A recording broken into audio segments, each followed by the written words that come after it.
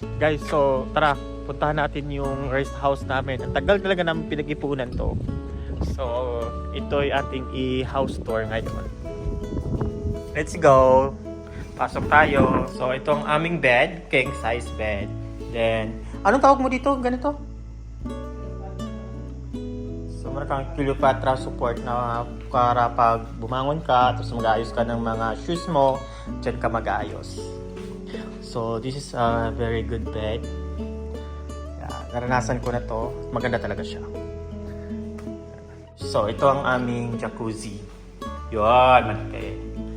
Then, dito ka pwedeng mag-massage. Yeah. So, mag-massage kami mamaya. Jacuzzi.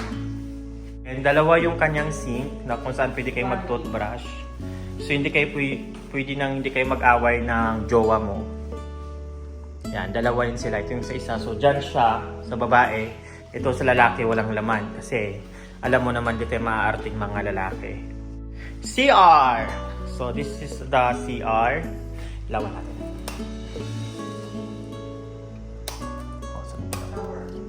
So, ito yung CR namin. So, maliit lang siya, guys.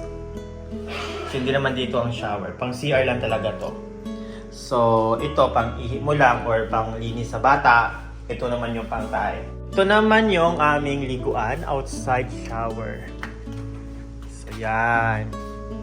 Maganda dito, outside shower. So, may privacy naman siya. May dingding naman yan. Yun. So, kapag dalawa lang kayo ng partner mo, pwede kayong mag-anuhan dito. So, para lang kayong teenager. So, malakas yan. Oh, di ba? Yan. Ganda. TV. So, it's like a condo style. And then, yung vanity mirror. Ang laki. Yun. Then, meron kami dyang trash can. Paborito ko dito is yung view. Yan. Ganda ng view. So, dito ka mag-work from home. Dito ka magmuni-muni while having your vodka, having your beer. And then, maghinambid ka dito while overlooking mo yung dagat, yung forest. Ito talaga ang gusto ko, talaga pangarap ko na magkaroon on the retirement na may dagat, may forest, tapos may bahay. Of course, saan ka matutulog? So, si English mo.